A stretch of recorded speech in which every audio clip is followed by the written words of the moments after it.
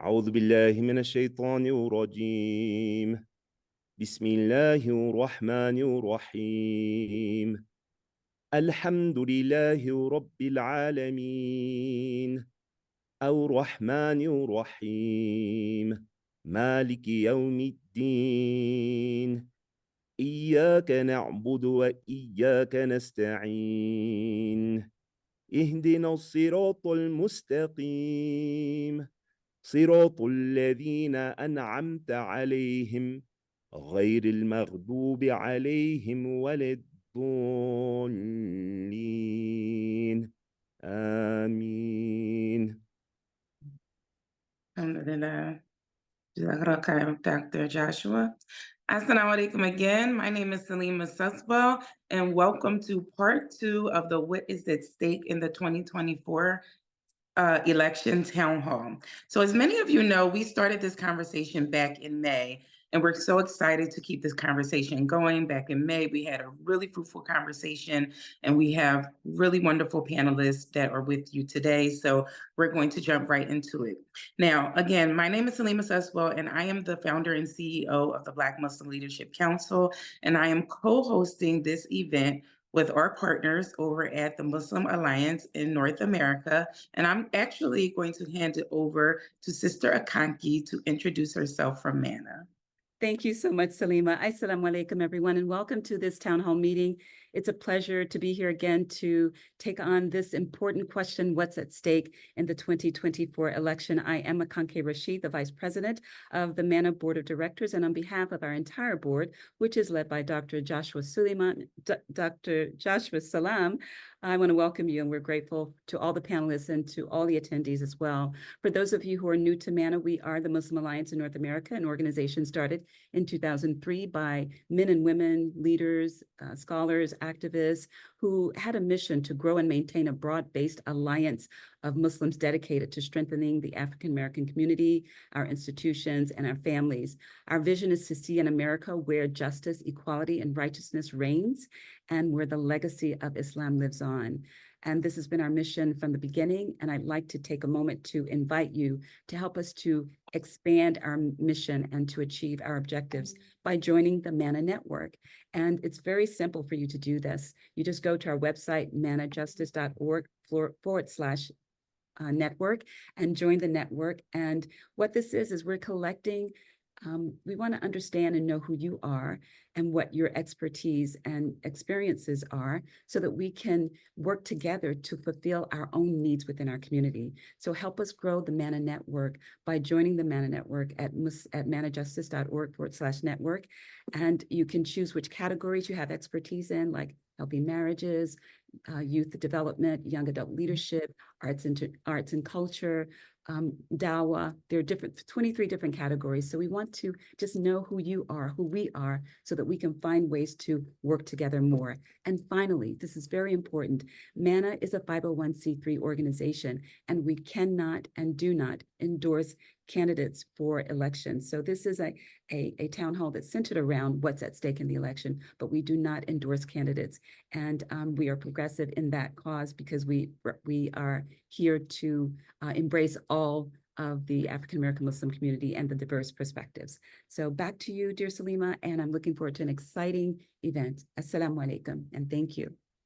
Wa alaikum salam wa rahmatullah. Thank you so much, Sister Akanki. Wonderful information about MANA, and we're so excited to, for the second time, partner with MANA.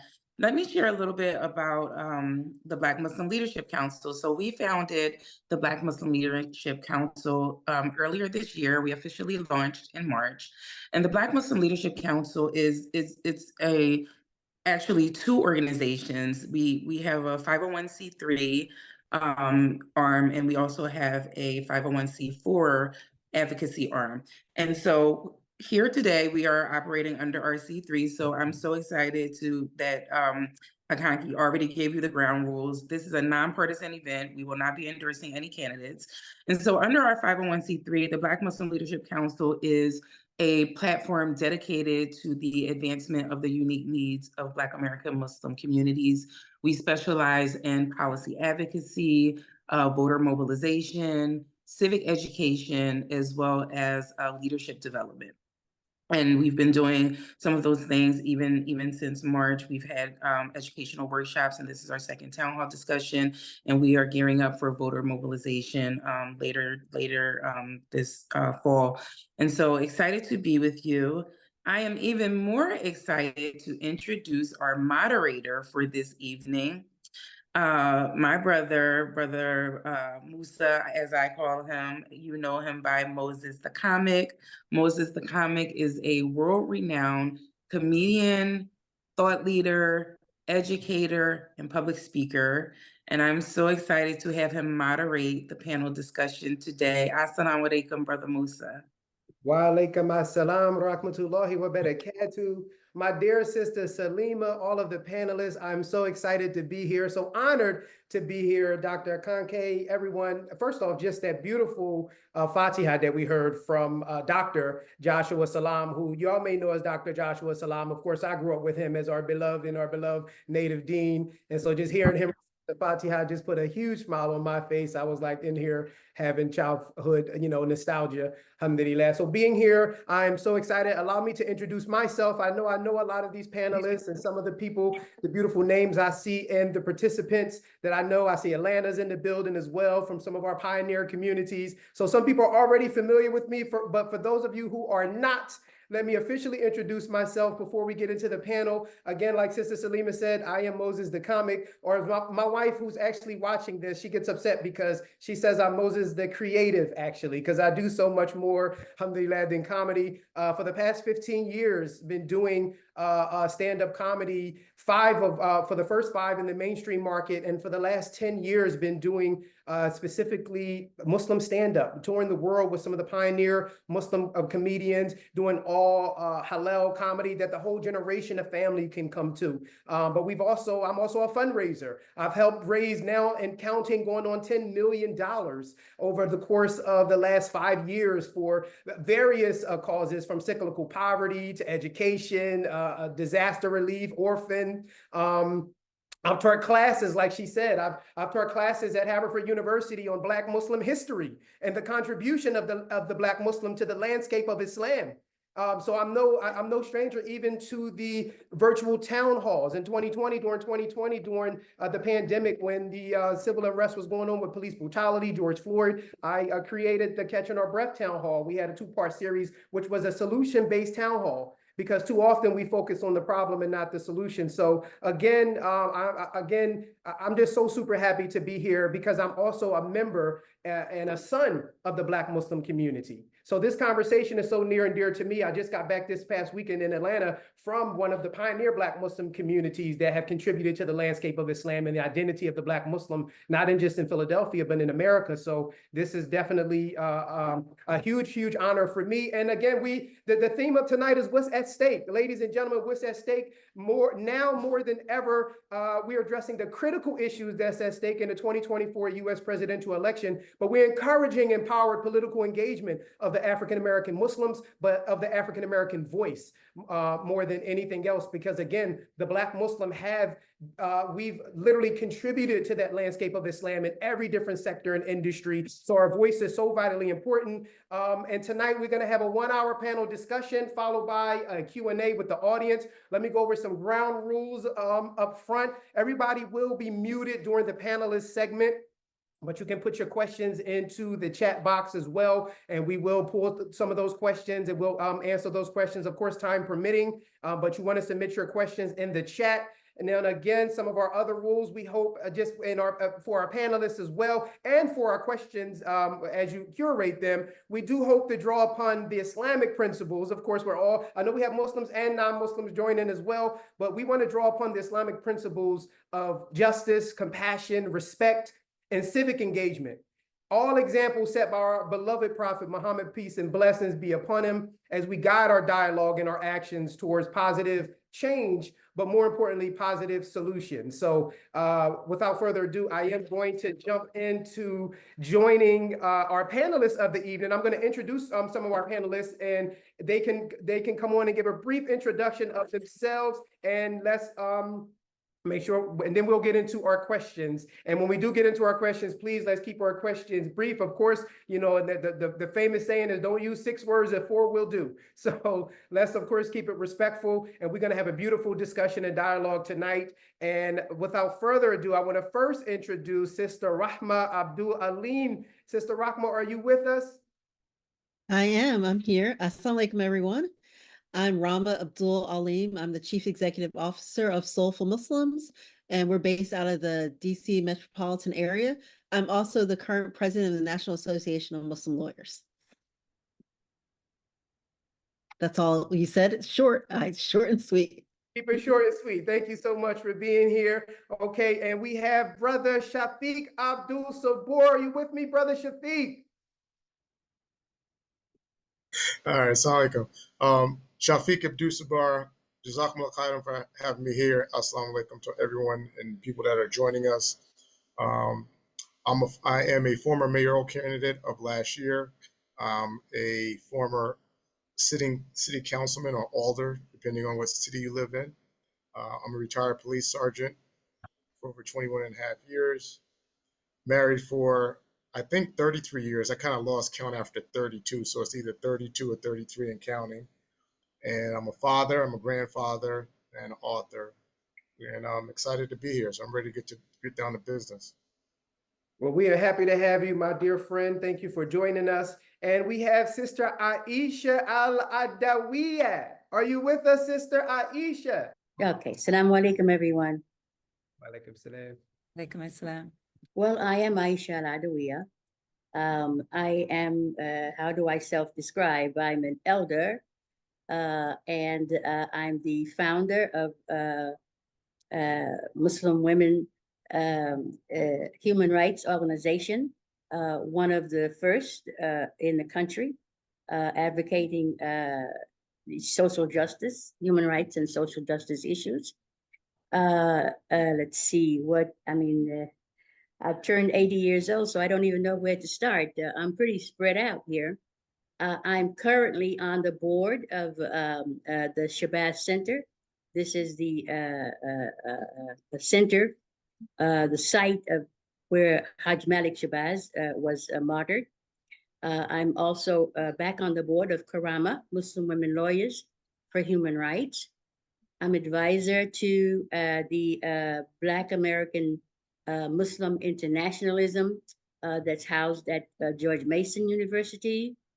And there's a lot more to go around there, but I think that would suffice for now. Well, that is Thank you for inviting me. And we thank you so much for being here. You say 80 years old, you don't look a day over 79, Queen. Let me let you. I pay you well, don't I? Yes, ma'am. Black don't crack. We all know that. So thank you all for sharing more about yourselves and being here today. I believe we may have another panelist that's going to join us as well. I know we may have an imam that's going to join us, so we'll let you guys know. But in the meantime, we're going to get down to business. There are under 100 days left until the election, and this is one of the most consequential elections of our time. So it's important that we're all prepared and that we get engaged and mobilize our communities. And we've seen mobilizations in our communities rampant across the country in different cities and different masajid as well. We want to hear from you. So we want to get into it. Again, as I reiterated earlier, that we want to make sure we're drawing upon compassion and respect. One of my favorite quotes that my father used to say is that character is the greatest currency. Right? Because a person with good character can get opportunities and get into space that a person with bad character couldn't. So, we want to make sure, of course, that we have good character tonight. And as always, because we are the example as well. And so are we ready, my panelists? Are we all unmuted? Are we all ready for this dynamic discussion? All right. I hope so. Ready to go. Let's get into it. Again, I want to welcome, let me see how many people we got. I know we got over 60 people joining us. Welcome everybody from across the country. I know we got Atlanta in the building, Philadelphia, DC, Baltimore. Please drop your city down in the chat as well so we can make sure that we highlight you and shout you out. So we have a diverse population of community voices around. So let's get started. Question number 1 for my panelists. I'll pose the question and then we can, if you guys want to, someone can chime right in and then we'll go on to the next question and after we get everybody's perspective. So President Biden, has withdrawn from the race and endorsed Vice President Kamala Harris. This has happened in the past couple of weeks, the development. How do you think this will impact voter mobilization and voter turnout? Do we want to start with Sister Rahma? I will go first. We've already seen it. I mean, we've all seen the amount of money that she has raised and what the 10 days, is it 10 days, maybe 2 weeks that she has been the, presumptive nominee. I do think it's exciting. I think it's exciting on a lot of different levels. The fact that she is African-American and Indian, so it's first person of color who's really has a legitimate shot as being the nominee. A lot of women are getting excited. And I do think that some of her excitement is just based on the fact that she is not an 80-year-old white guy. Like, honestly, like people were so kind of like, oh, because I mean, both of them are 80. We can round, if you round both of their ages, they're 80 years old. And so they're from a different generation, a different time. And I think some of the excitement that's happening right now is because it just seems like something new is happening. And I think that's why people are so excited, and it's getting closer. Even though it started so early, it's now getting closer and people are really starting to get excited. So I do think that him withdrawing has put a lot of excitement into the air. Yeah, and the timeline I definitely think makes a difference as far as, people that excitement is there. People know that the probability is kind of in the air. Sister Aisha. Yes. Well, one of my friends says that a bird has two wings, but it's still the same bird. So I reserve, my enthusiasm because the atrocities that we're all witnessing now remain, and sadly, they will probably continue unabated. So I'm looking forward to a third party at this point, but we're certainly willing to entertain the idea of excitement moving forward with a new nominee. And we hope that those who are engaged in trying to move the needle will be successful in that endeavor. Inshallah. Inshallah, God willing. Brother Shafiq. So I'm not as enthusiastic about all of this. I think that, and I'll speak specifically because I looked through some of the questions and it referenced, African-American Muslim, the African-American Muslim interests. But I think in this case, our foreign policy and the way we conduct affairs in America makes it very clear that if you are not white, if your skin is not white, you are susceptible to a lesser standard of governance, a lesser standard of social existence and economic development.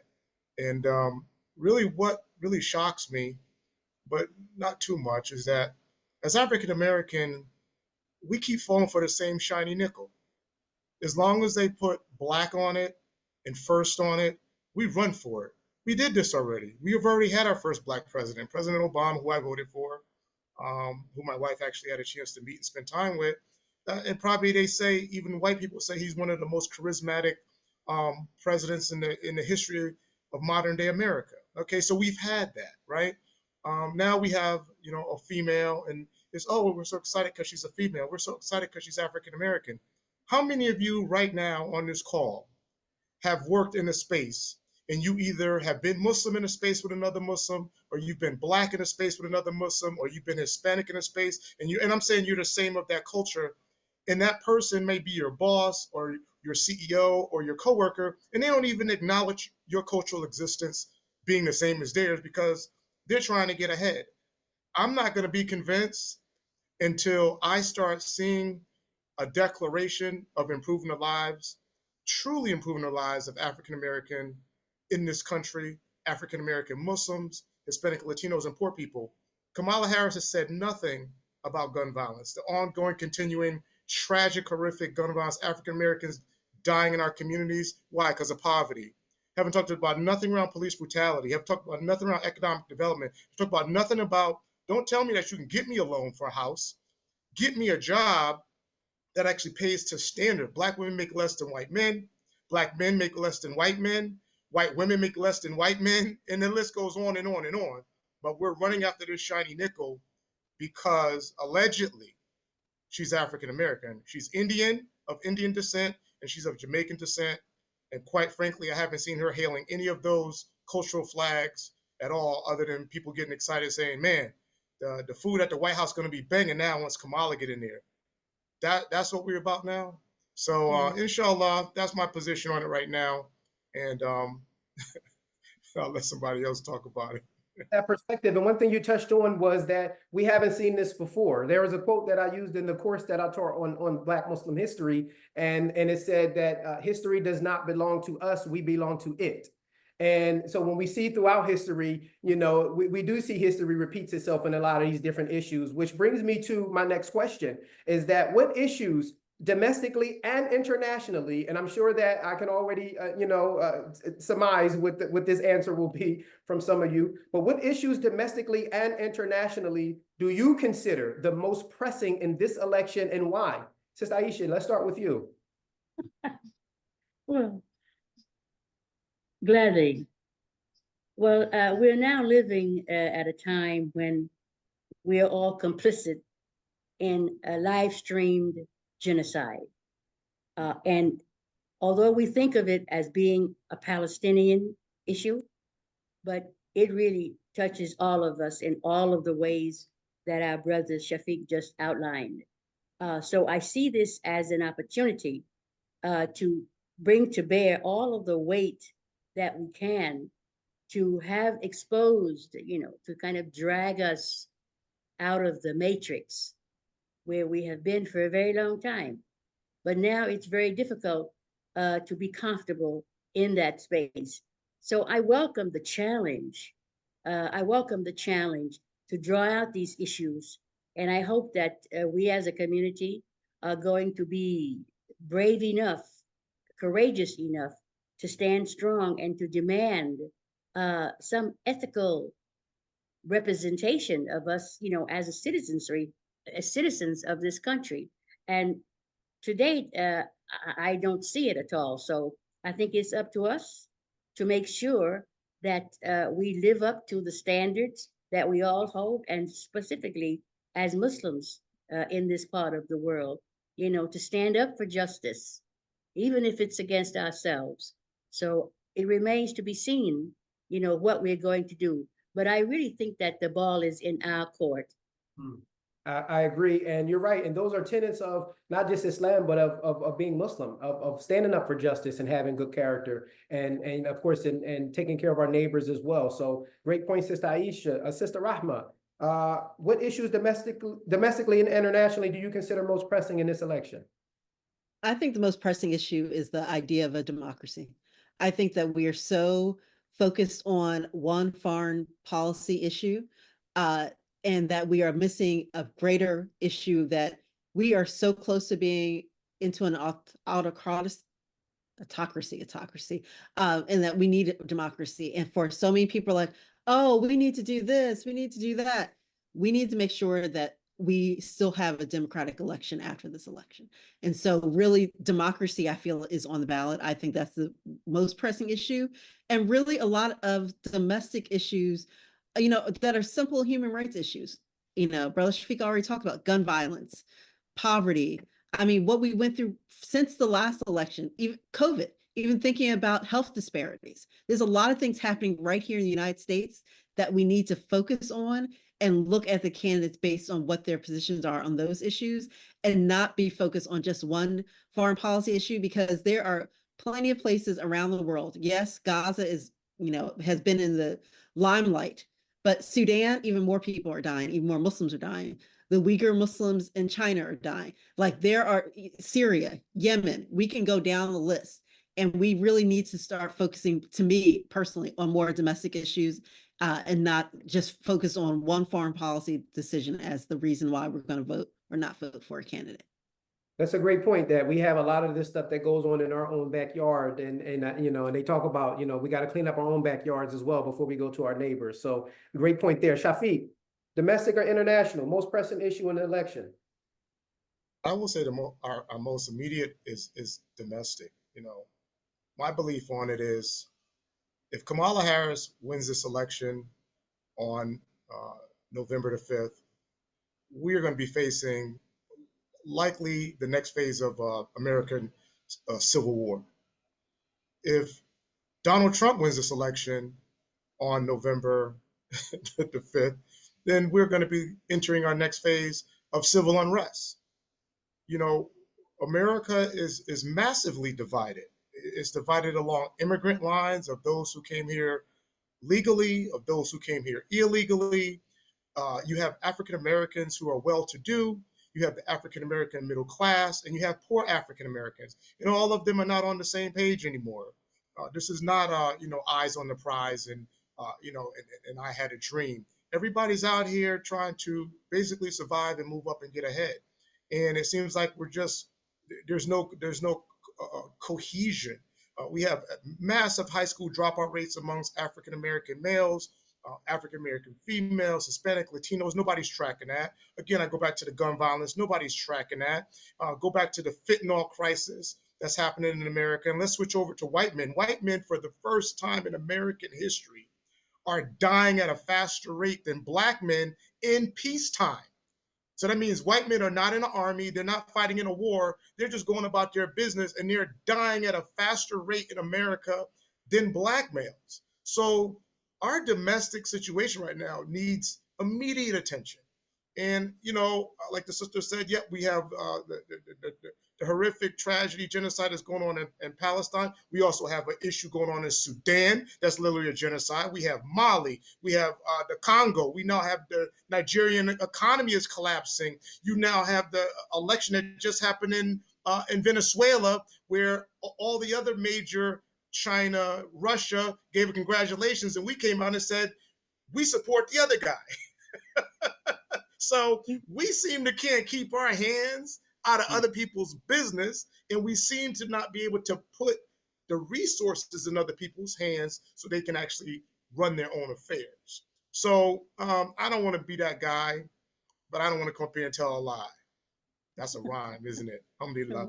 For that perspective. Now, it brings me to my third question, because it's right in the vein of the topic of what we're talking about, that we got these different international crises, of course, going on, and we know the big button issue right now in just American politics, of course, is the genocide against Palestinians. And both presidential candidates, they are pro-Israel and fully committed to supporting the state of Israel, which we know they're committing genocide against Palestinians.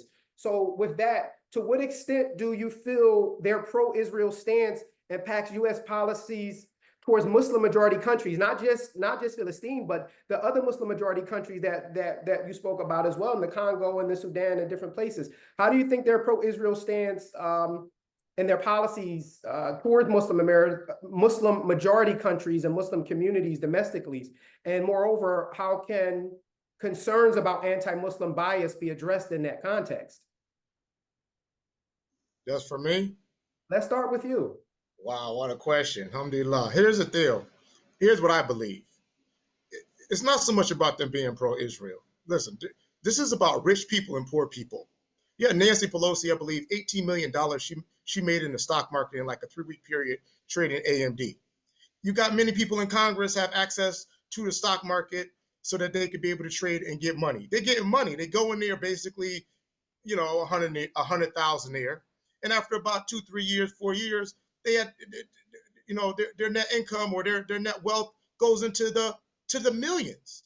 So how are you a part of the grassroots anymore? How is Ocasio, AOC, a part of the grassroots? You been to Queens? Have you been to Queens?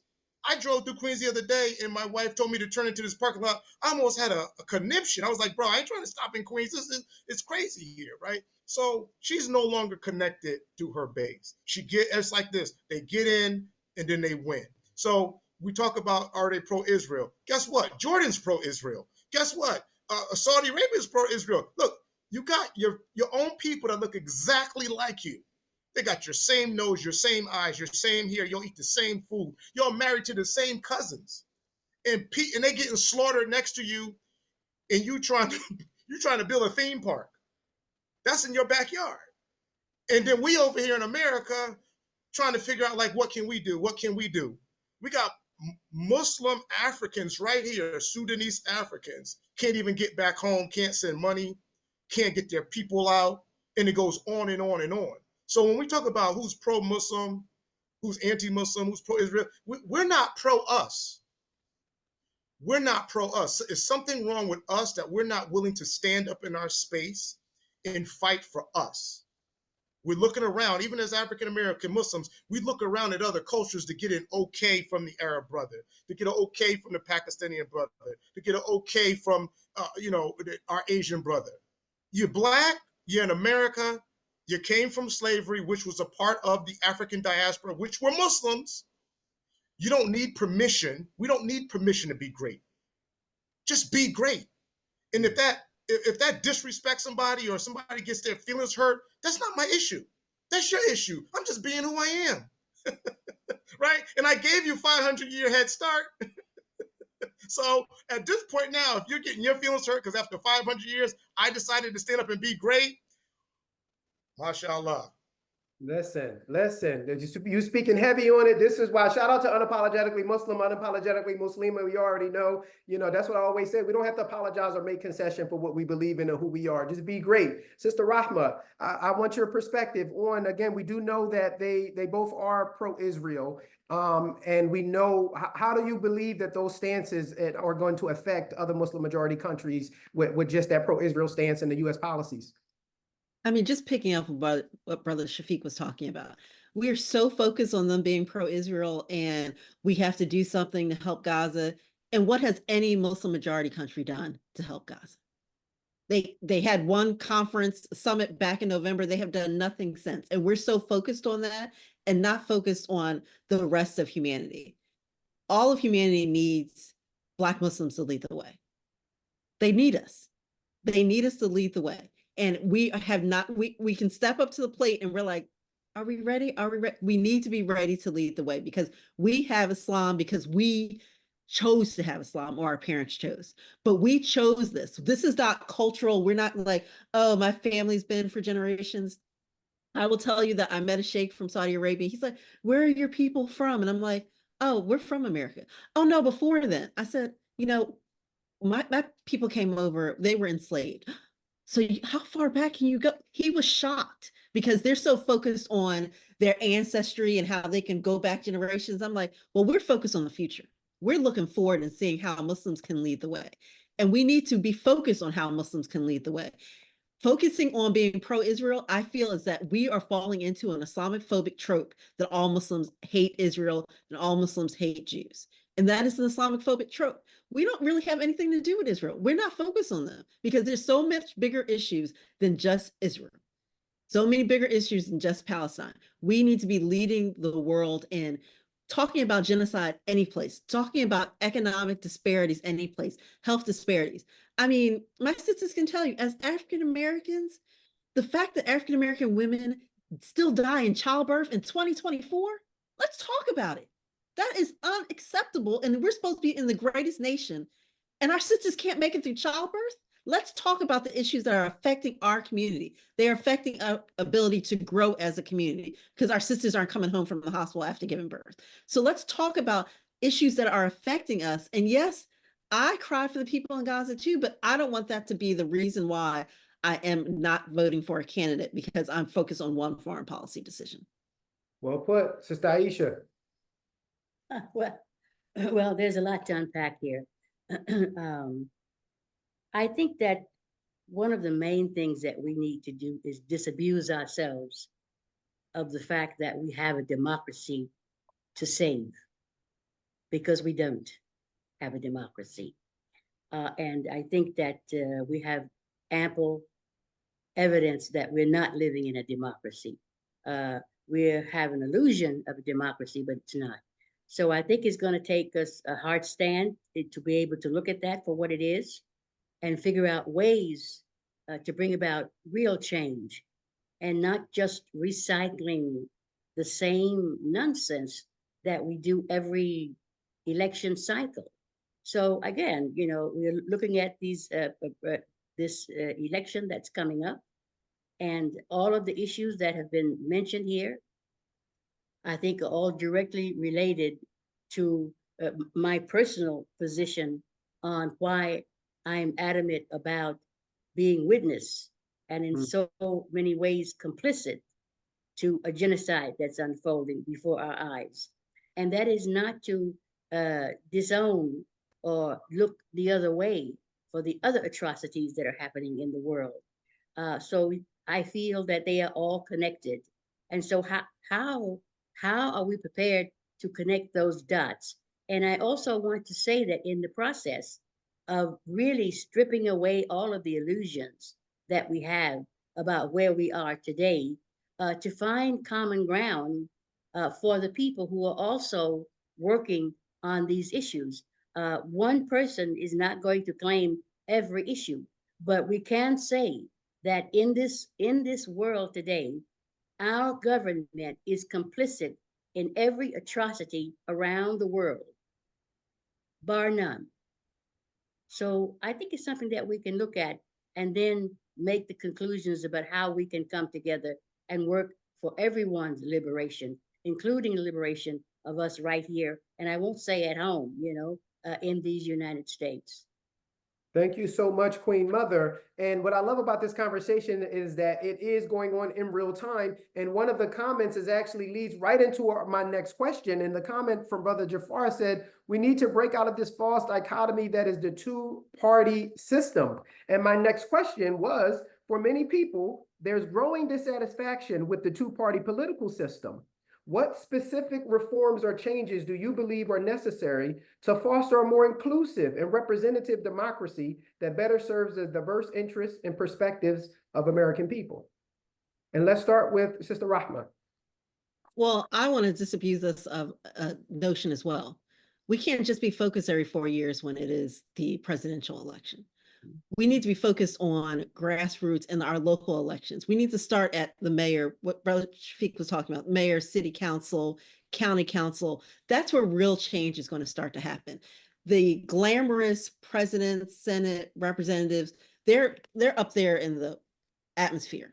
But we need to start at a more local level to get things done.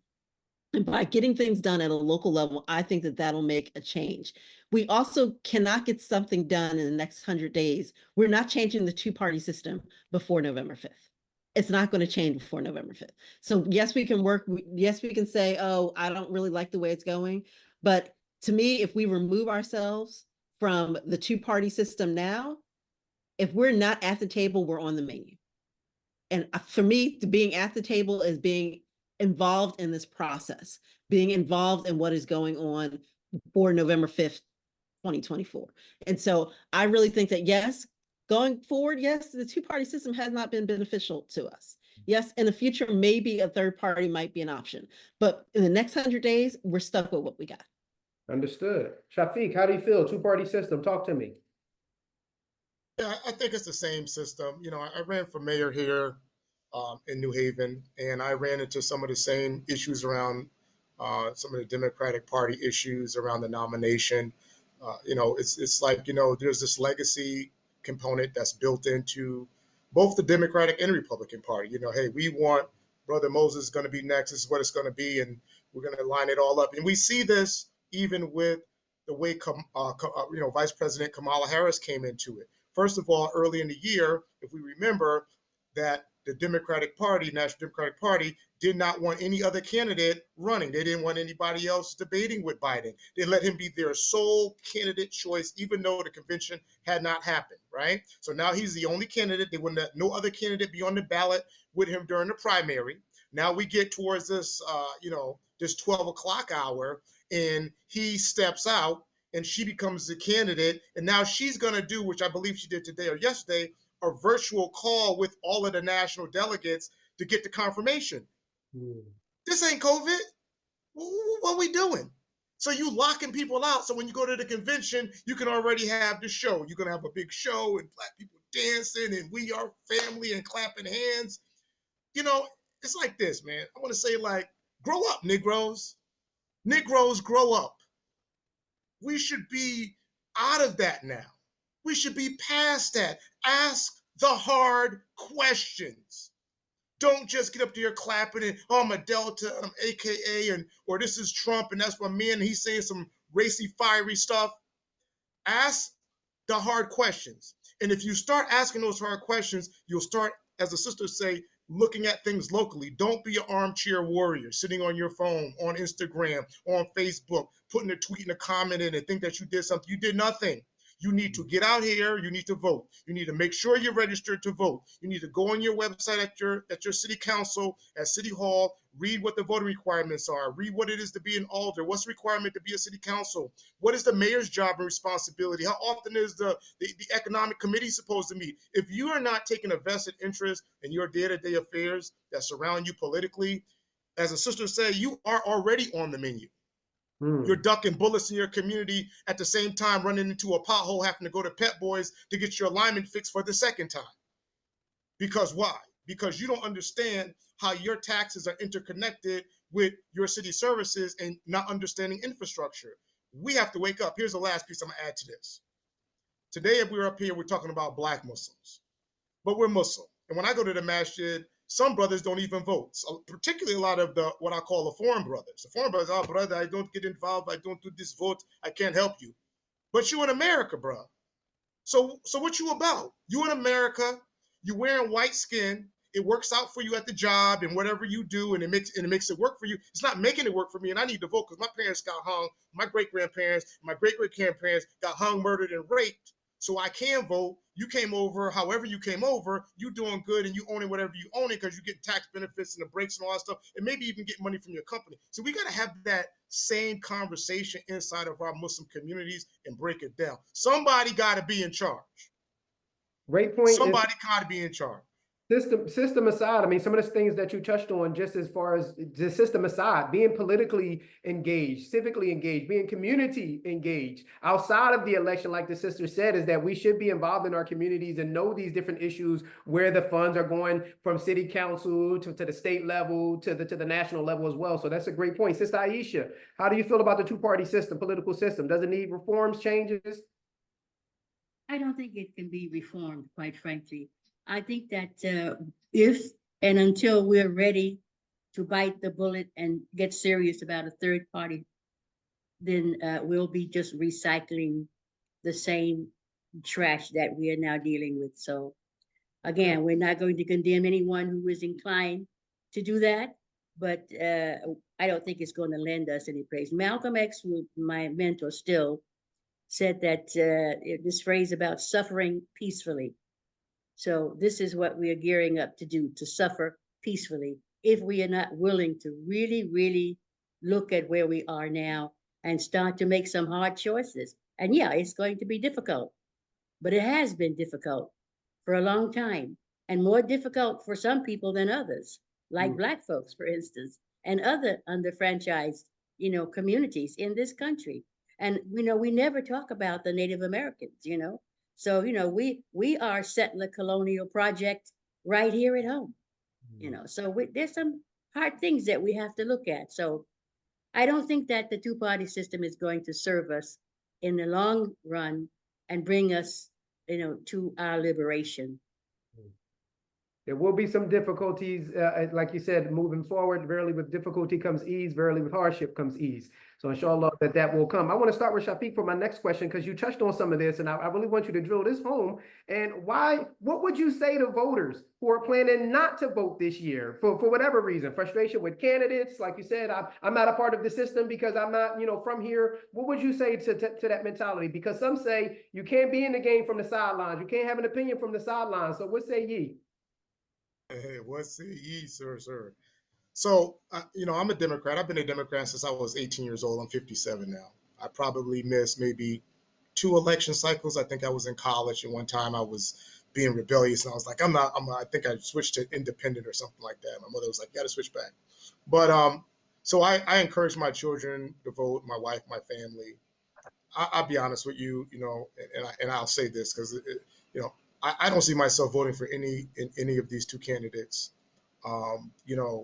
Yeah, I'm not overwhelmed with the first Black female president and all that. I'm not overwhelmed with that. I got to think about what life looks like for me on the ground.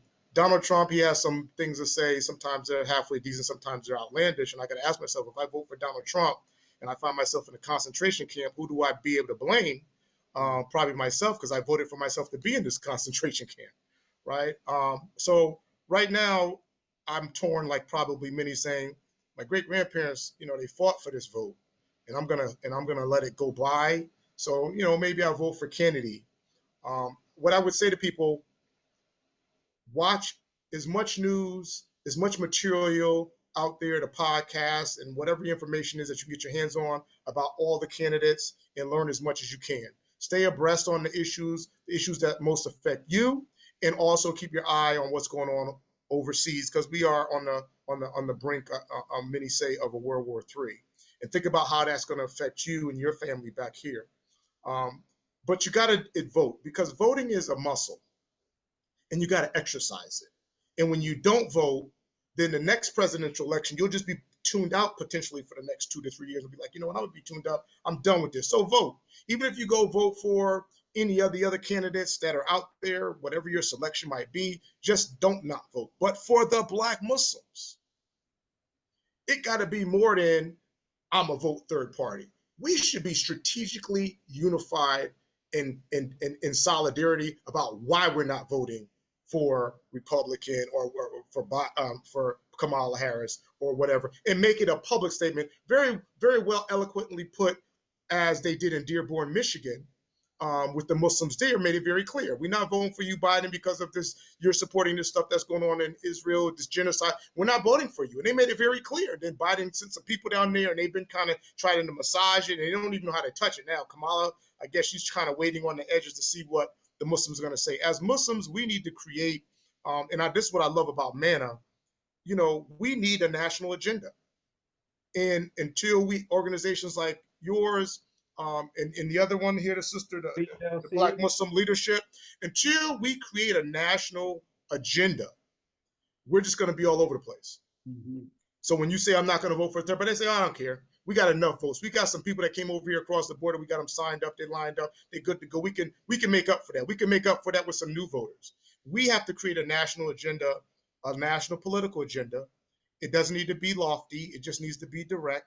And we need to come up with 3 things that we want in the Muslim community for us nationally, and find and put that to a candidate. Are you committed to doing these 3 things? Right? And some of them might overlap. It might be like gun violence. Philadelphia, Chicago, Atlanta, many of the predominantly Black cities have a large population of Black Muslims. Those are our kids, our brothers, our cousins, our sisters dying. And here's my last piece. And I know this didn't really go with the election part that you asked me, but it's like, oh, we have a Black candidate running for president. She's a female. A white cop just shot a Black woman in the eye for holding a hot pot. Anybody gonna talk about that? Any candidate gonna talk about that? Because, bro, that's where we at. It ain't changed. We just had George Floyd. Right? And it just keeps going on and on and on. So we need to know, man, who's gonna stand up for us with those policies. Great points. Sister Ais, how do you feel? What would you say to people, to voters who are planning not to vote this year for frustration or other issues? Well, first and foremost, I would say to those people, I feel them, and someone who's born and raised in the South, I'm familiar with not being able to vote and what it took to be able to vote. But I go back to my statement that I think we are living in the matrix. It's not real, The system has to be changed, I think that it's doing exactly what it was designed to do, you see. So it's up to us, to be willing to really dissect at a very deep level and see where we are. And then again, come together and strategize about, everybody's not going to do the same thing. And I believe, in diversity of action. People are going to be drawn to certain issues and others to other issues. But to the question before us now is that those people who are inclined not to vote, I understand why. Those people who are going to vote, it's not just the 2 parties. There are some independents, and so you have another option, and it's your right. No one has a right to tell you that if you don't vote for Republican or Democrat, that somehow you're giving your vote, to someone else. It's your vote and it's your right to vote your conscience. So I encourage everyone to do that, vote your conscience. But then we really need to step back and take a hard look at what it is that we're trying to protect, because you're not going to reform this. I mean, just look in the world and there's a handwriting in every corner of the globe.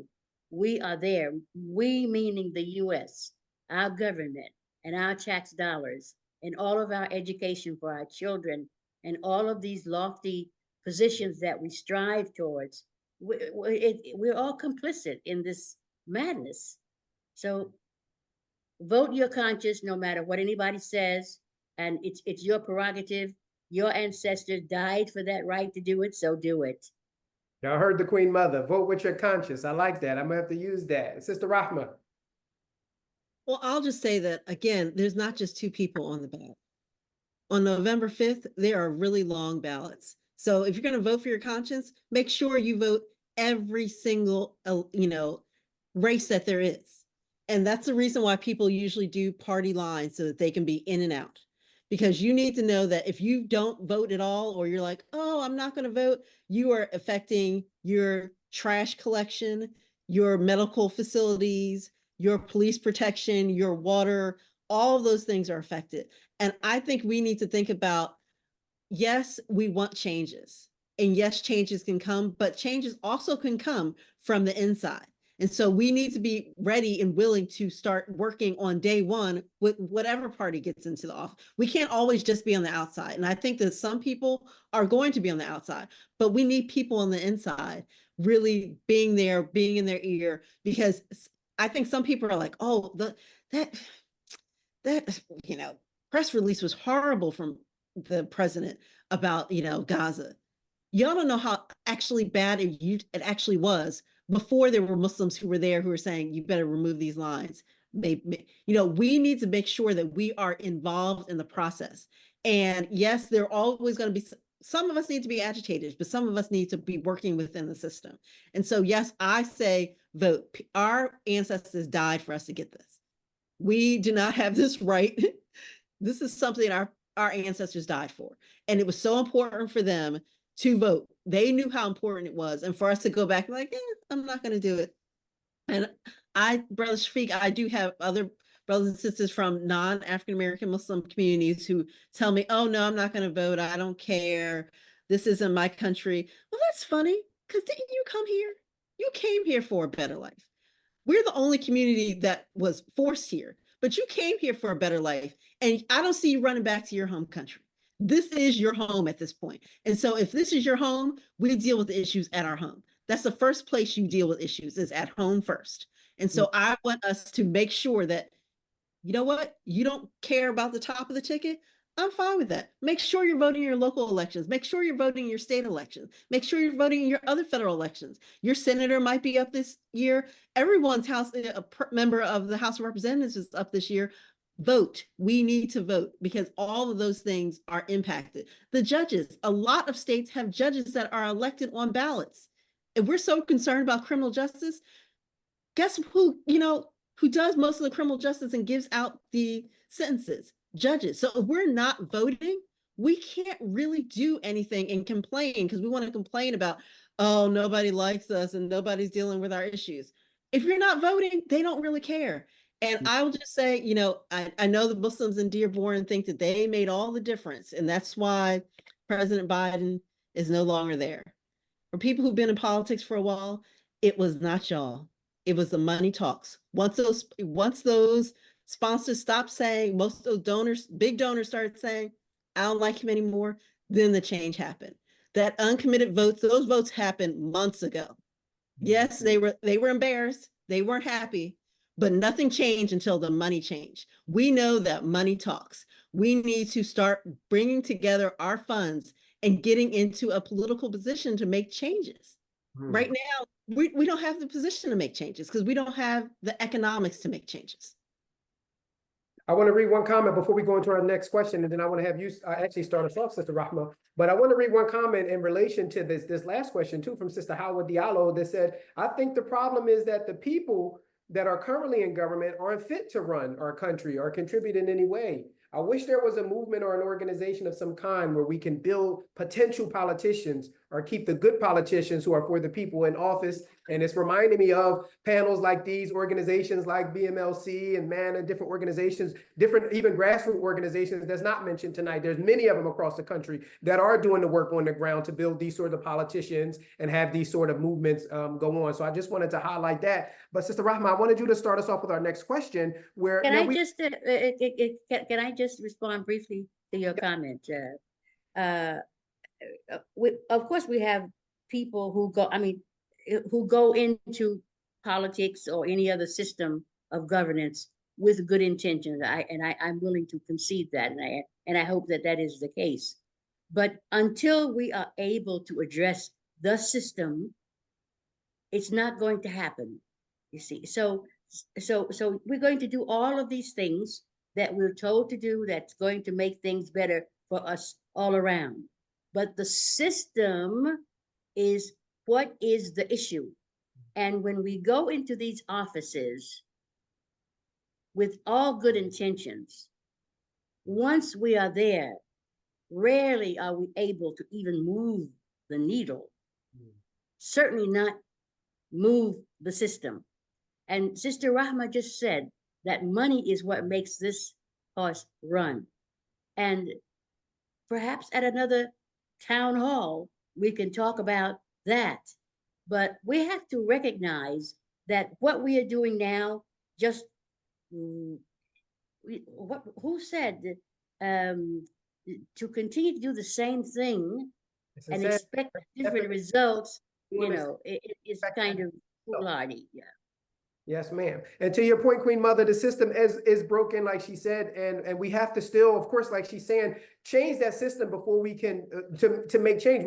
There was another comment here that said our first political objective must be unity amongst ourselves. Until the Muslims unite, we will not affect society in which we live. That is from Abdul Alim Isaac. I agree with that as well. Now, on that point, Sister Rahma, we are 100 days, less than 100 days left from the election. So with that in mind, what do you specifically want to see from the candidates in that time frame that you haven't seen thus far?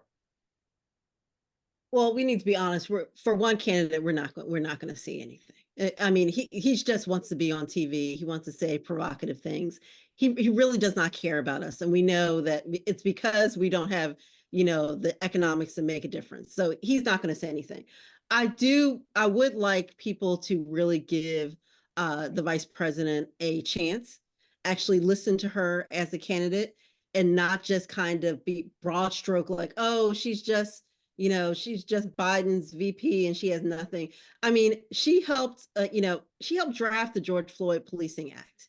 Like we have to give her credit for things that she has done. She was involved in the U.S. Senate. She really did. She has tried to make changes on Black mothers dying in childbirth. So I would like to see, us as a community and us being African Americans, I would like to see us come together and African American Muslims come together with some actual policy points of what's really important for us.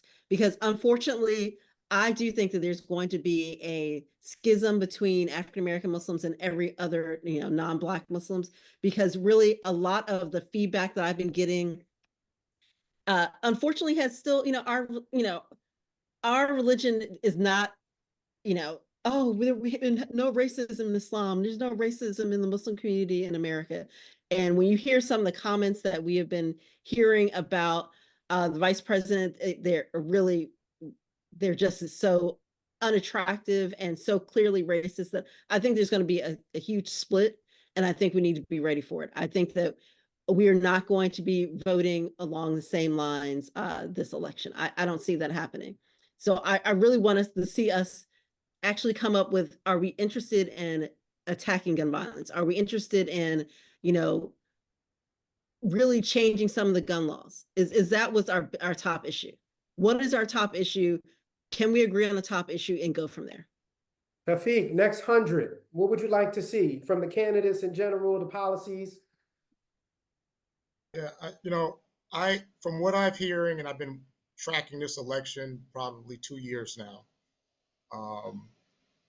I'm not hearing anything different from President Trump, and I'm not hearing anything that's provocatively contrasting from Vice President Kamala Harris. You know, I know the sister says, you know, try to give Vice President a chance. She stands on chances, but we are dying on fighting chances. You know, I know she's worked on, maternal health and birth in the womb, but like, how many women are dying across the world due to our bad foreign policy with a baby in their womb? So, I'm not impressed by somebody writing something down on a piece of paper that can't enact it across other spaces where people are living in the most desperate conditions. I don't see any of these two-party candidates doing anything to move the needle to improve the lives and safety of Americans, the day-to-day Americans in this country. I don't see it. This current election is being guided by Jeff Bezos, Elon Musk, AIPAC, Mark Zuckerberg, and all the other millionaire, billionaire people with their interests. That's who's being catered to. What we need to do, in my opinion, as Muslims, particularly Muslims, African American, whatever you're hailing to, I would put this challenge out to MANA and the Black Muslim organization here. We need a national call to action. We need all these imams, all these sheikh, all these shayuk that's all over YouTube and doing all this stuff and everybody's going crazy with. We need them to put the call out, register to vote. Every single Muslim in America needs to register to vote, make it public, say we're doing it, call it the 5 million Muslim vote campaign, get them registered to vote, and then we need to start telling people where to put their vote. Because what the sister said is true. We definitely need money. The other sister said we're not going to really change and impact the party. We do what we can do, and then inshallah, Allah give us what we're trying to achieve. So we make the niyyah of what we're trying to achieve. We use the resources tied in our Campbell, and we make the movement. But right now, we don't have a voice on the national scene. We don't have a voice. Nobody's talking to African-American Muslims, asking them what they think. Nobody's talking to African-American Muslims, what do you feel about this? Who's going to be the ambassador? Who's going to be the African-American ambassador to a country? Who's going to be the African-American Muslim that sits on economic development? Who's going to be the African-American Muslim that is appointed to ATF? Who's going to be the African-American Muslim that's appointed to the head of DEA? Who's going to be the African-American Muslim that's appointed to the head of immigration or Homeland Security? We're not even talking about that. We're not even talking about that. So we need this national movement. MANA, we need you to call these call these sheikhs that have influence, Imam Zayd, Suleiman Khan, all of them, get them together. We need every Juma, registration cards to vote. Every event, registration card to vote. Ramadan, and it just can't never stop. They got to know, because one thing they'll do is they're going to start looking and going, daggone, 10 million Muslims just registered to vote. This is an issue right now. We need to get in touch with, and they'll start getting in touch with people who want to sit down and have a conversation. But until we really start showing some movement on the board, I'm going to just say, I can tell you what I'm preparing for. I'm preparing for the day after the election. I'm buying water, which I've already started to accumulate. I'm buying dry foods that I can just mix water with, MREs, we have a right to carry, bear arms. I'm going to protect my family. I'm preparing for that. I'm preparing for if Iran starts bombing Israel in retaliation of the assassination that happened the other day, and we start getting hit with cyber attacks. What you going to do when the lights go out in your neighborhood? What you going to do when the water turns off in your neighborhood? I mean, these are real issues due to our failed foreign policy, and how many African-American Muslims are sitting at that table. You said two important things that remind me of one of my favorite quotes that says, innovation is rewarded, but execution is worshipped. It says innovation is rewarded, but execution is worship. Which means it's not enough to be creative and come up with the great ideas and all of the talk. Is that execution is the only thing that separates those who are successful from those that could have been successful. And you said something. You said tie your camel. right? And we got to do the work. And in that narration, in that story, when the companion was with the prophet, and he said, you know, they were going into the place, and he said, should I just put my trust in Allah? Should I tie my camel, or just trust in Allah that it's going to be here when I come back? And he said, you got to put your trust in Allah, and then you tie your camel. So we got to do our part too. And so that's why I think the execution is so important. And Sister Aisha, to close with you, in the next 100 days, what would you like? We know the system's broken, right? But we know this is the system that we have. And in looking at that glass half full sort of narrative, what would you like to see in the next 100 days from these candidates? Quite frankly, I don't have any expectation from any of these candidates. So I just put that out there. I'd like to just speak very, very briefly to what Brother Shafiq mentioned about having Black people in places of influence.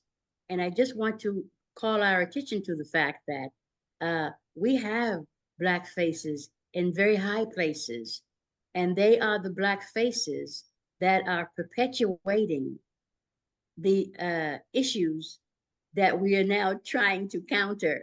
So it's not just being Black, but what are our ethical bearings when we move into these places, and what kind of courage do we have to bring with them? So again, I don't have any expectations whatsoever for any of these candidates, quite frankly. But I want to encourage people again to vote their conscience. And I think that we've seen enough, we know enough, and our conscience is still alive. We can be informed by that. We know what is the right side of justice and what is the opposite of that. So we're not in a position, and nor do we want to tell people how to vote, but to access the information that you need to be informed about what decisions you are inclined to make as an active participant in this society. So that's my take. But I would encourage us moving forward to really think very positively about the idea of another way. You know, another world is possible. You know, and it's only possible if we are bold enough to make those changes. And inshallah, may Allah give us the wisdom, the vision, and the courage to walk it through, inshallah. I mean, Queen Mother, I want to start with you on our next question because you have such a wealth of history here. And first, I'm going to start with a comment from Abdul Alim Isaac, who said, our first political objective must be unity amongst ourselves. Until the Muslims unite, we will not affect society in which we live. And Queen Mother, Sister Aisha, this next question, this election has been very divisive. We've seen the division going on, not just in our cultures and in our communities amongst the Muslims and the non-Muslims, the Blacks and the whites and this and that. What do you think about the divisiveness that we're seeing, and what's some redirection strategy we could use to find unity? So you need to let me know what are the issues that are divisive in the first place, that's different than what we've seen before, other than those global issues, and of course seeing our sons and daughters shot down, you know, in cold blood as they breathe, you know. So what are those divisive issues? And so let us be. But several different things. Well, for one, we see in division, even in just my previous question, which some people are just like, these candidates are no good. There are no good candidates, so I'm not going to vote. Or, you know, divisiveness in our communities, even about the stances on in Israel right now. You know, so I think that when we look at the divisiveness and trying to find unity for it, there's a collective of different issues going on. But just overall, do you feel like that? Like, what can we do to kind of bring some unity?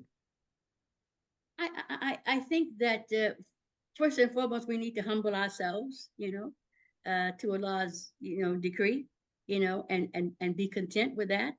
And at the same time, we have to not be insular, to recognize that we are part of a global community. You know, we are human beings, yeah, and we have people all over the world, and I mean Black folks all over the world, not just other ethnicities, right? Who are still living, striving, trying to live an ethical, decent life. So I think that what we can offer and try to usher forward is to see how to massage those ties that do bind and do have the possibility of helping us build a stronger movement of conscious people, and not just people who look like us, right? But people who are standing for something that is just and ethical for everybody. So that's my position. So again, I would say, don't let this election be the catalyst to sow more division among us. I mean, we've always had this, and it's going to continue until we decide, we the people decide to make some substantive changes. But until then, we're still sisters and brothers. And as Muslims, you know, the idea of the ummah is something that's real. It's not a toss away or a throwaway. And the saying that if our sisters or brothers are doing something wrong, our first job is to stay their hand, right? You know, to call a halt to that, not just call out people, you know, in the other communities to say how bad they are doing, but we also have to call our own people to account for what it is they contribute to the mess that we're in now. So again, I think that we have a lot to build on, and we have a lot of people who love us and that we love as well, you know, and they don't always look just like us, but it's the values, that they bring to the table. And that's what I'm banking on, right? Inshallah. So when we are able, to address those issues, to identify our common values and build on that, because one friend to me said to me from Egypt long years ago, he said, you cannot clap with one hand. Yeah. So let us not allow ourselves to be trapped in a binary. You know, Black folks are global people. We're all over the world. We're everywhere. You know, one of my favorite stories about the Black samurai, you know, I mean, there's a story about how they came to be, you know, in Japan at this time, but they're still Black samurai. And we need all of these kinds of people in our community, steeped in some values, so that when we make a step outside of the status quo, because now we're definitely living in the matrix and we're trying to make it real, but compared to what? Compared to what? So it's time. Great point, Queen Mother. Sister Malika Abdul Rahman from South Florida said we need reparations. I think that'll bring some unity. But Sister Rahma, what would you say? Talk a little bit about the divisiveness in this election, and how can we find unity? I think that it is just a little more stark to us because there's so much social media and we can get so much context to it. Because, you know, even during the civil rights movement, there was Martin and there was Malcolm, and both of them had positions to play, and both of them made changes, but they didn't make changes the same way. And I think that that is one of the things that we have to remember, that we're always not going to always do it the same way. Everybody can't go to the same school. Everybody can't have the same level of education. Everyone can't have the same job. We all have different, you know, positions to play. We all have different reasons why we're getting into this. And I think that that's why we need to start on the local level, because the number of times that we can agree on things on a local level, school boards, I mean, we need to start there. Our children are being indoctrinated with things that we don't want them to be indoctrinated with because we're not involved in our school board meetings. Like, we need to get involved on a local level to really start building up our power. I think that we, for some reason, want to jump in at the top and jump into the deep end. And I think we need to jump in, you know, go smoothly into from the, you know, the wade pool and come in slowly. And I think changes will be made. Changes have, so much has changed in our community in the last 60 years. Great point to get involved. Yeah, 60 years. Just think about how much has changed in our community in the last 60 years. SubhanAllah. And so to rush and say, we're going to change in 100 days, it's not going to happen in 100 days. These things take time. But I think that if, as long as we think of each other as brothers and sisters, and we're going for, you know, humanity, we're trying to save humanity. we're not trying to save a single person. We're trying to save humanity. And we need to do our part to save humanity. What do we need to do to save humanity? Yeah, that's a great point. And one of the things you said was that we got to get invested locally. Shafiq, Brother Saeed, our beloved Brother Saeed in the comments said, if we can't visualize it, we'll never realize it. And as far as unity, what would you say? How can we have some unity with all of this divisiveness in the election? I think, just bringing it to our community, we just need to have the real conversation about being Muslim. I'm 57, I converted to Islam. I'm referred to as what is called a convert. Depending on who you might talk to in the Muslim community, they may not even believe that I'm a valid Muslim because converts can't technically be a Muslim. If you talk to specific Africans, people from different African countries, they're not even taught about African American slavery, so they don't even understand it when they come to America, why they see Pookie and Snooki hanging out in the corner and they've been part of systematic racism and generational poverty. Why are they just sitting out there and being in kata? They don't realize that they came from slavery. We're not having these conversations in our masajids. Sometimes our masajids are head up by an imam who is not born in America, who might have immigrated to America, and alhamdulillah for all of that good stuff, but it's not going to be actively involved in the city community, not going to be actively involved in the city affairs. So I call it Islam on the island. Our masajids are on an island. We're on this nice little island, inshallah, making salat, doing our thing, eating biryani, and life is good. And we don't care about Shaquita and Snooki and Pookie on the outskirts and all that stuff that's happening, even though it's right at our doorstep. We have Muslims that, for whatever the reason, some have came here, some were not born here, some were born here. They want to send their kids to the public school to get an education so they can get upright, get money, and it's about getting the money and going up to the next status. We have to take into account what our job is. And it's one of the things that I live by, that I have to always remind myself as part of what I use to stay in civic, civic engagement. Allah says, He is sending no more Rasuls. No more messengers are being sent here. He has sent you Al-Kitab. And it is the Muslim's responsibility to take that revelation for all of humanity, not for just the Muslims, not for just your cousin, not for just the born Muslims, for all of humanity, everybody. That's our job.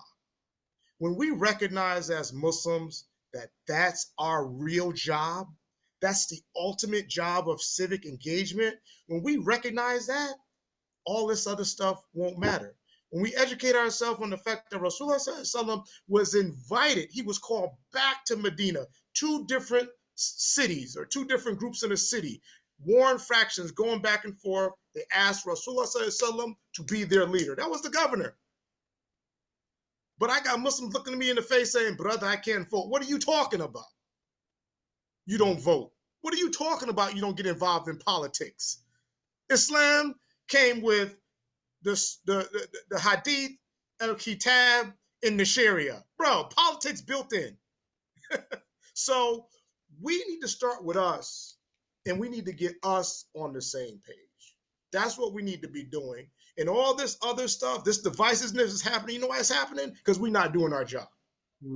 We're failing at doing our job as one of Allah's creation, for his creation, being the one that's charged, being the caliph that's charged to do that. We're failing.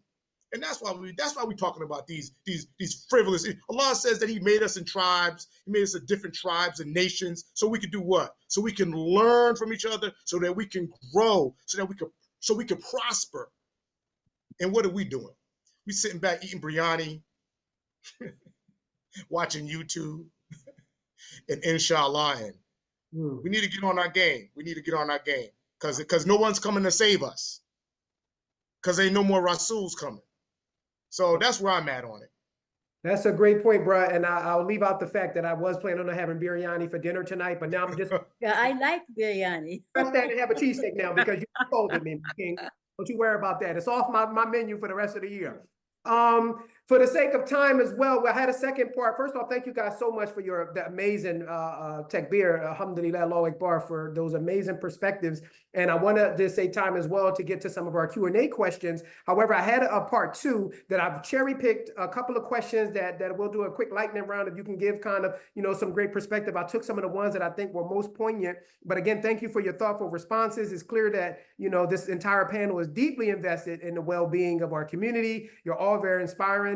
But I do want to learn a little bit more about how you view civic engagement in general and ask, this is more advice-based for our viewers. And this question is, and I'll start with you, Sister Aisha, what can we do as Muslims, specifically as Muslims, to ensure that the next administration prioritizes the concerns and aspirations of the Muslim community? Well, I'm going back again, I mean,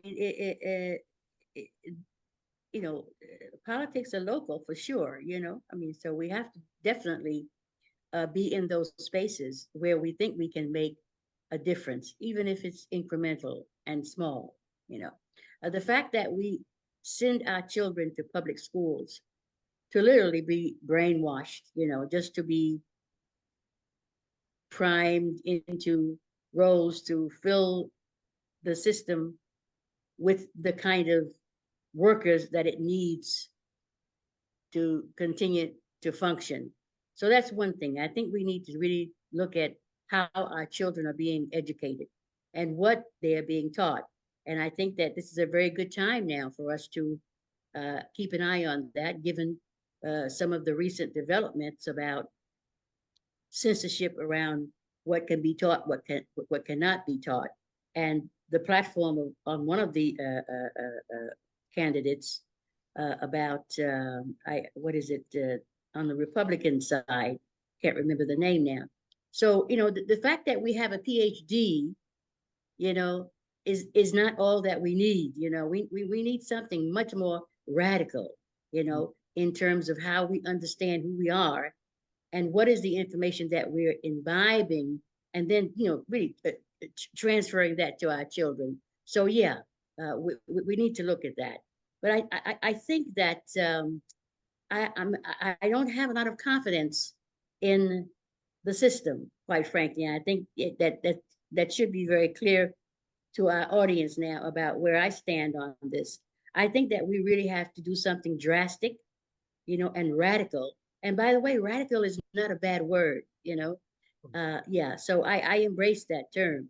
So I think that we have to get really radical in terms of analyzing our situation as it is and not as we hope it would be, right?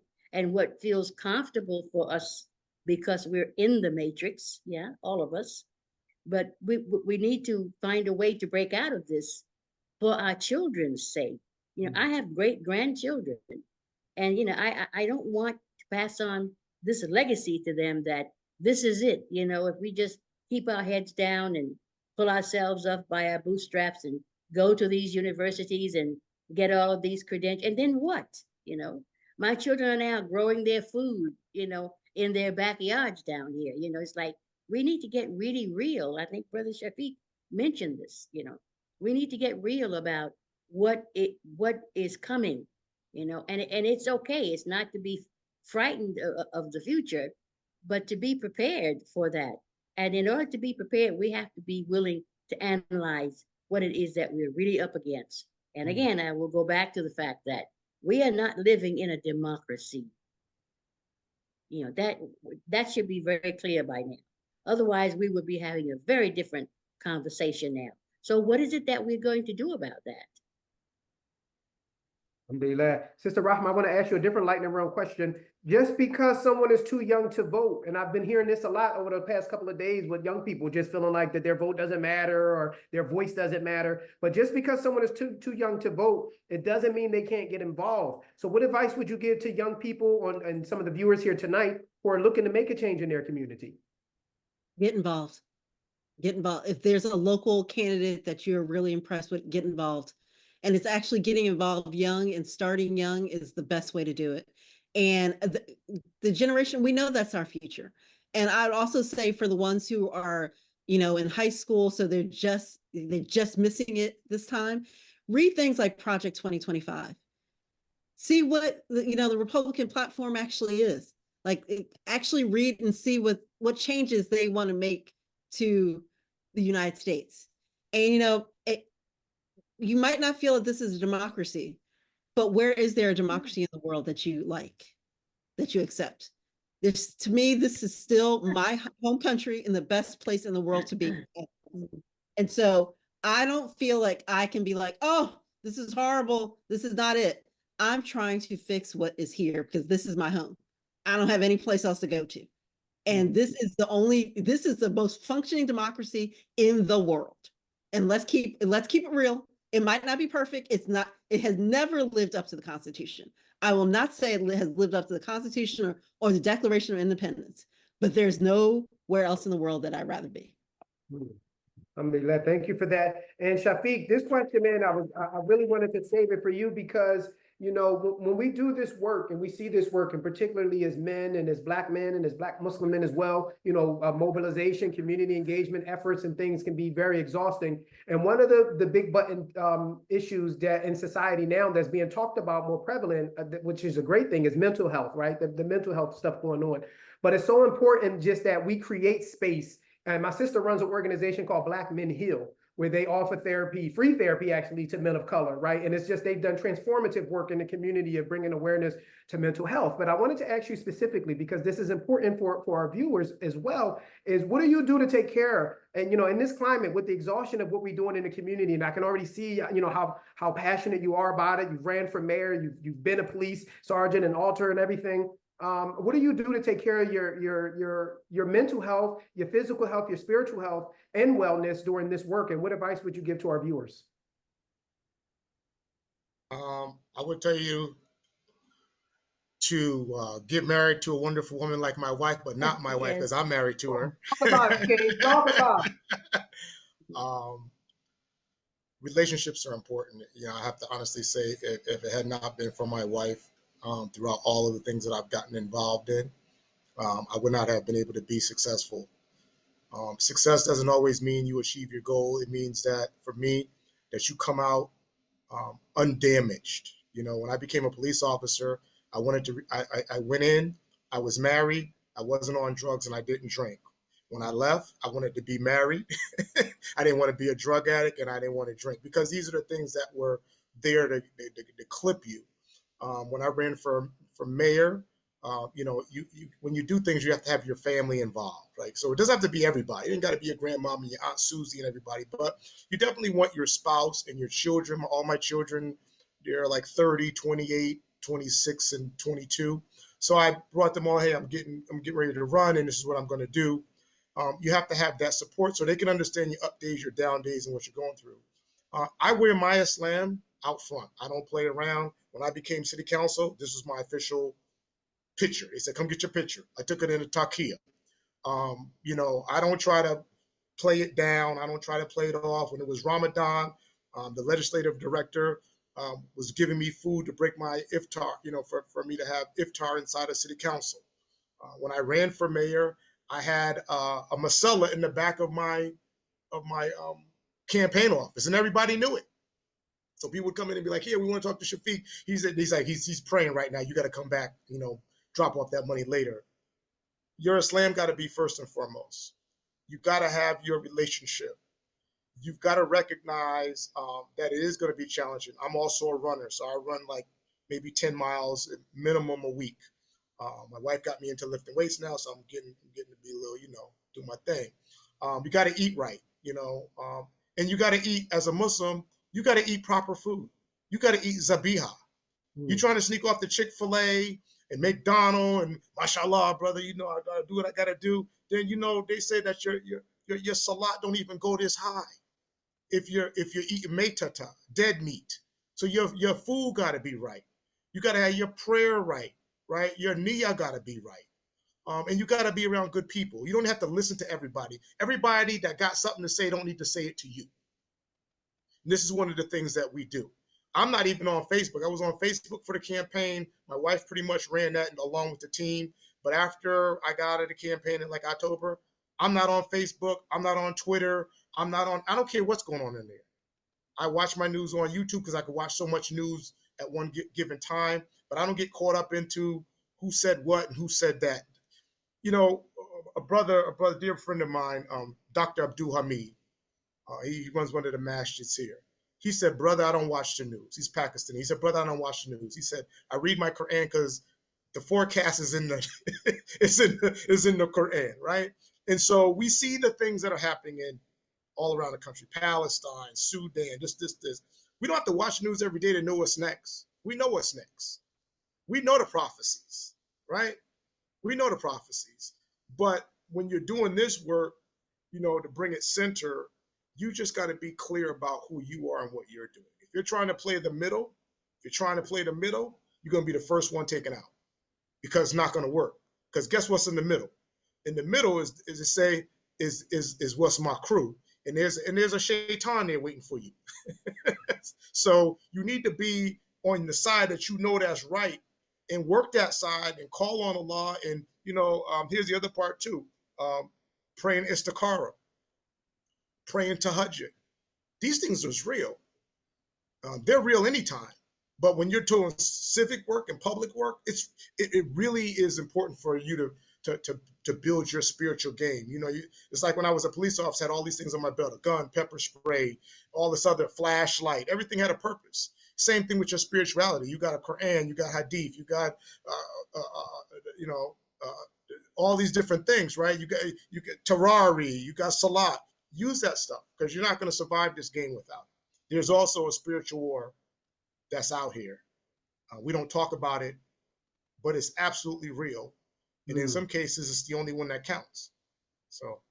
All great suggestions. One of the things you said, man, in the beginning, that woman, they say the closest you'll get to feeling the physical love of Allah is through a righteous spouse.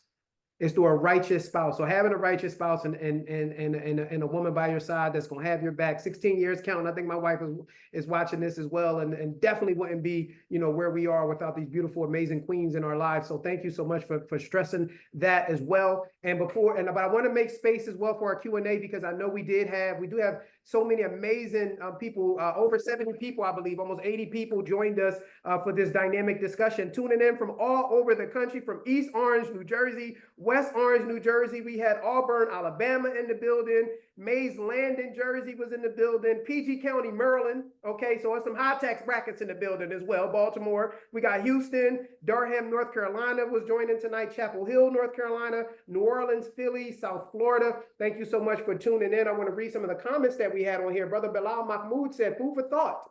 And I love the nuanced, balanced conversation that we can have the different perspectives. You know, he said, let's not get lost in the ceremony of Kamala Harris's campaign. Just because she's not white supremacist Donald J. Trump doesn't mean she's immune to scrutiny. Our votes come, like you said, Brother Shafiq, with demands for real radical change. Ends in systemic racism, breaking the system down, like Sister Aisha said, tackling economic inequality and more. We need to push Harris to not only align with our vision, but to champion it. Don't settle for less. Hold them accountable and demand the transformation we need. Stay woke and engaged. Thank you so much, Brother Bilal, as well. We had a comment from BB Stewart that said all of our issues are interconnected, both foreign and abroad. They share the same perpetrators. How much longer are we willing to be appeased with promises and settle for crumbs just to have them snatched back? I don't understand. And that's what was one of the topics of tonight as well. Like the sister was saying, it's been the same thing again and again and again. And how long, like you said, Shafiq, are we going to keep dealing with the same thing before we see actual radical change? Brother Bilal Shabazz said, what about the genocide here in America? We talked about things starting in our own backyard with Black Americans. He said the water in Flint is still poison. So we still see these issues going on in our own backyard. So we want to bring levity to that as well. Let me pose some of these questions out there. What do we get? Let me see. What do we get? Jimmy Small said, what do we get out of voting for a third party? It takes decades for a third party to have any effect on the current system. If a third party is to be effective at all, they should run and win for school board, city council, and other lower level offices and build up a coalition that can make changes. Sister Rahma, can you comment on that at all? I agree with him. I think that yes, there's some of them are attractive and we like certain people because they're charismatic. But for this election in 2024, I don't see what we're getting out of voting for third parties, unless it is on a local level. But in terms of the big federal positions, I don't see what we get out of voting for a third party, other than saying, oh, we helped, reelect someone that we know. I personally, as an attorney, I tell people. Don't go there. Don't go there. Yeah, no, but as an attorney, I tell people all the time, I don't want to be on, in late January being told, please come to, the airport because there's going to be a new Muslim ban. And I think we need to be clear on what's going to happen in the next administration, because, he already did it one time and he's already said it's going to happen again. So I think that we need to just be clear on why we're doing it and be okay. If you're going to vote a third party, be okay with what's going to happen as a result of voting for a third party. Excellent, excellent. Brother Shafiq, Bilal Shabazz said, we need to either make the Democratic Party adopt a comprehensive Black agenda or bring them to their knees. The road to the White House goes through the 35 million Black Americans whose ancestors have been here since before the Civil War. How do you respond? So I just go back to what I had said earlier, and I just want to clarify, particularly, I'm referring to African American Muslims being in position. As Sister Aisha mentioned earlier, we got enough Black people. Austin is the Secretary of State, he Black. And Black people dying everywhere. So it ain't about just being Black, right? I'm saying African American Muslims, because there's something unique about the African American Muslim in leadership. They're always going to be in this diasporic struggle with themselves and not to, as you could say, sell out. It's that dean is there to hold you steadfast. And so in terms of the Democratic Party, and bringing them to their knees, and this is just my opinion. When our ancestors struggled and fought and died for us to vote, they did not struggle and die for us to vote as a Democrat. They did not struggle and die for us to vote as a Republican. They struggled and died for us to vote, like Sister Aisha said, with our conscience. You ain't even got to tell nobody who you voting for. That's why they make it a secret when you go inside. This is a new revelation in like the last 10, 15 years where they want to try to do the choice voting early so they can try to get an idea and have to lock on less doors and spend less money and make it. We got that hustle game.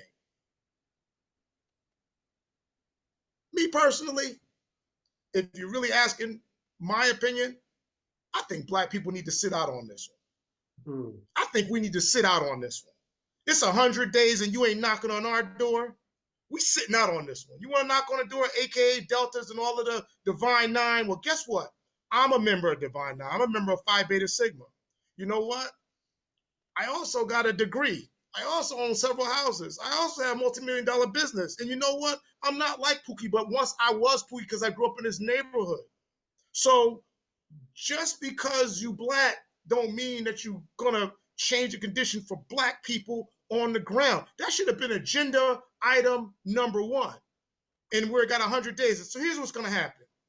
We're going to get down to these 100 days and they're going to say, oh, give us a chance. Let us get in office first. This is historic. We'll get in. And after we're in there, then we can have these issues. Obama got in. We didn't talk about gun violence until the second half of his term.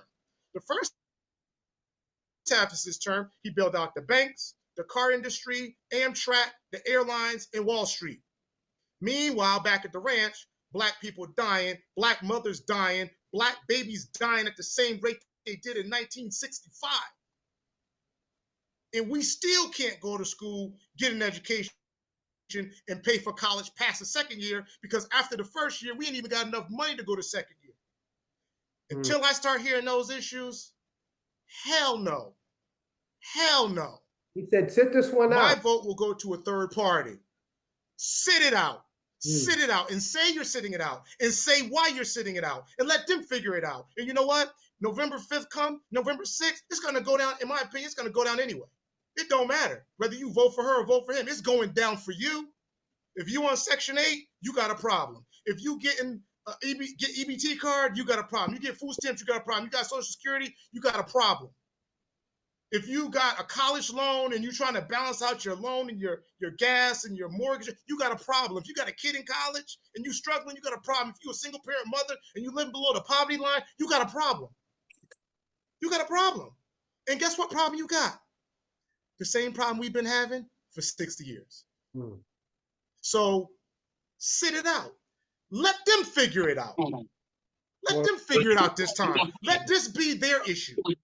It is not Black America, Black people, Black Muslims. It is not our job to save this confusion.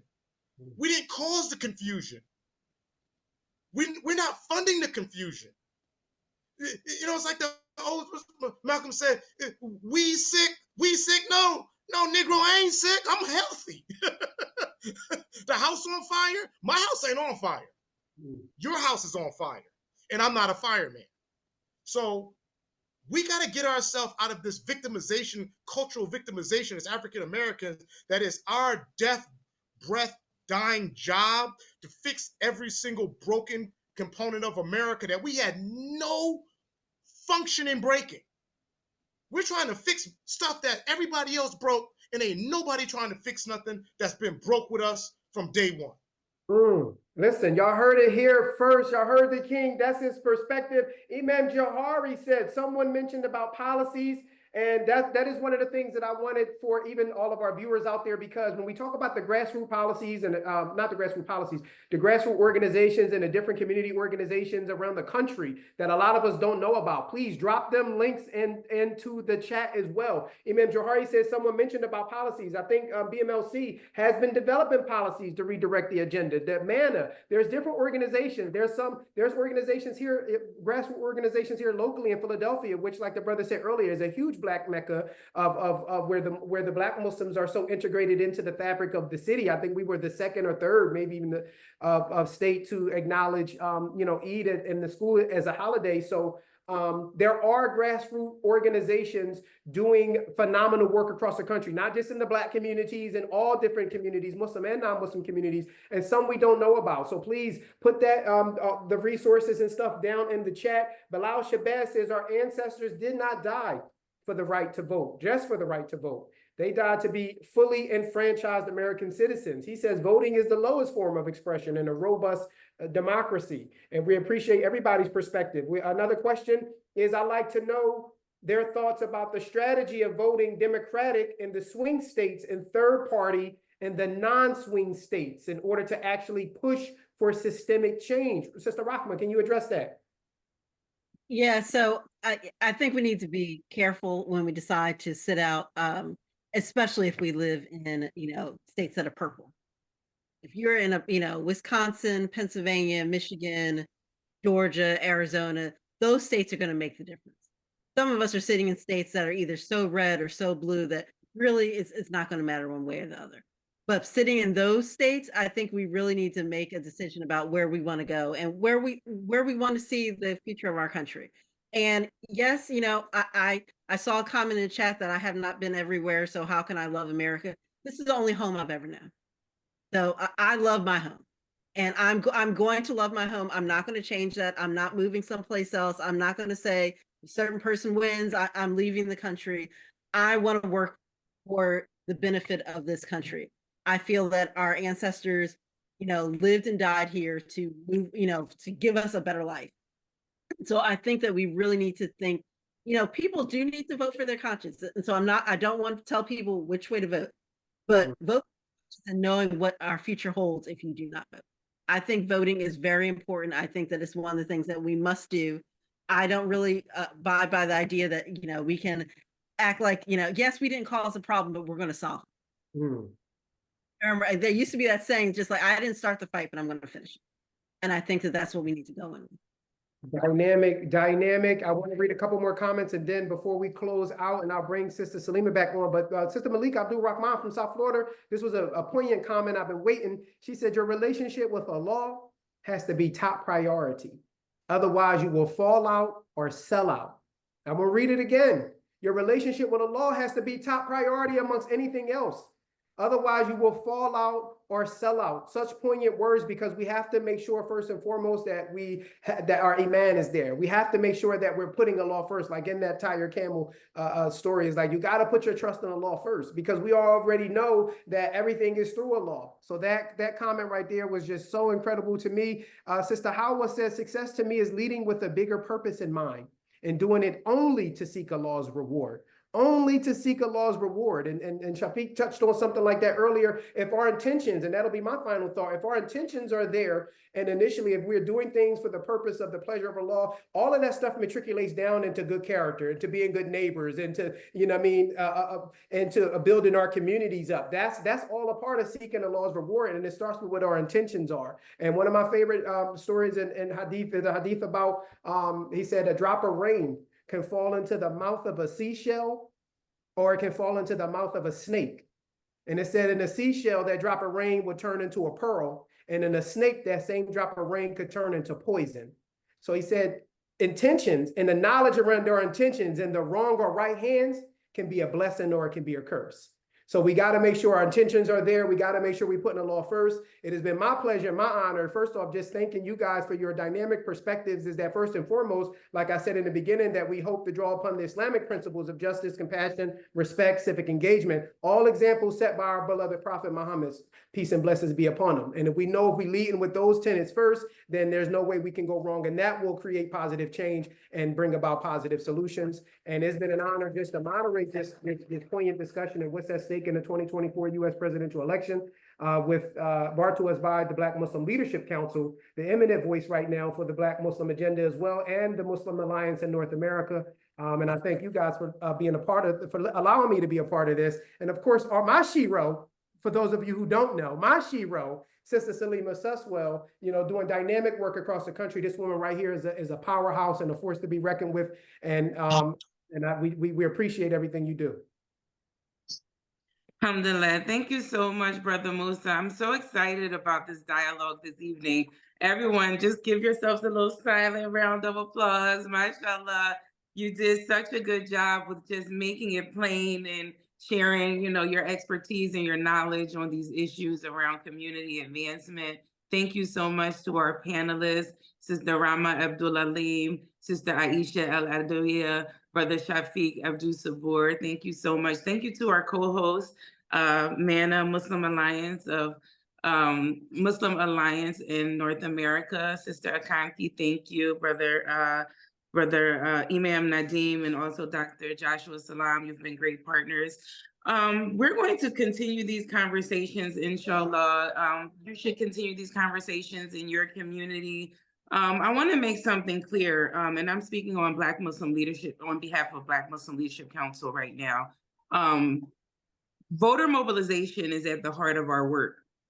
And so we would never encourage you not to vote. You should be active in civic engagement. You should absolutely cast your vote. You should vote your conscience, just as Sister Al Adouya said.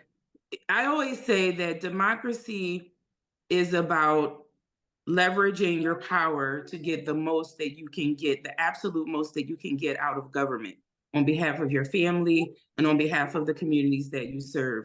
So I would always encourage you to absolutely participate in elections. Voting is your power. It's up to the people to make decisions about who the decision makers are in this nation, and vote in every election. Only, for every 4 years is there a presidential election, but every 6 months there is a local election in the municipality where you live. So I encourage voting. The Black Muslim Leadership Council promotes voting, and you should absolutely learn more about it. Be civically engaged. We have civic engagement workshops. We had a civic engagement workshop with Attorney General Keith Ellison just a few weeks ago. It's something you can find on our website under our civic engagement page.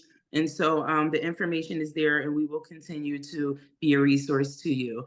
If you want to learn more information about Black Muslim Leadership Council, you can find us online at blackmuslimleadership.org, and you can find MANA online. I hope I get this right, at manajustice.org. Is that right, Sister Akanki? Great. And so, alhamdulillah, we're at the close of our evening. Thank you so much for being with us. Stay tuned for more information around future programming. Thank you so much again to our panelists. Thank you so much to our wonderful, wonderful moderator. You really kept the conversation going. Thank you so much, Moses the Comic. Would one of our imams or one of our brothers like to close us out in dua, inshallah? Maybe Surah Asr. Or Dr. Salam, would you do the honors? Alhamdulillah Rabbil Alameen. I also want to say that this was absolutely amazing. And I would agree that Moses the Comic, I don't like to say killed it, but he brought it to life. He brought it to life. So thank you so much. And yes, we'll end here. Bismillahir Rahmanir Rahim.